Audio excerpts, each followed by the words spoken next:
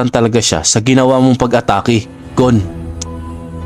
Pero ang akala ko ay sapat na talaga yon para matapos siya.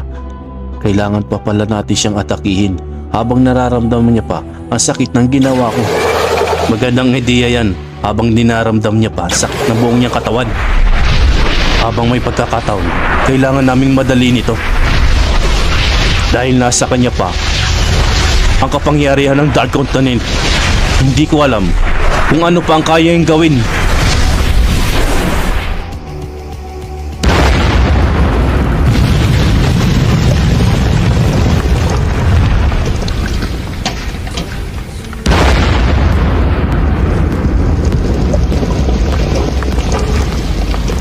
Hindi. Parang may mali. Anong naramdaman ko na yun? Parang may pumigil na lang sa amin nang hindi namin nalalaman. Bayan, Golden Sumo. Ang akala nyo siguro'y matatalo nyo ako nang ganun-ganun lang. Nagkakamali kayo. Nag-uumpisa pa lang.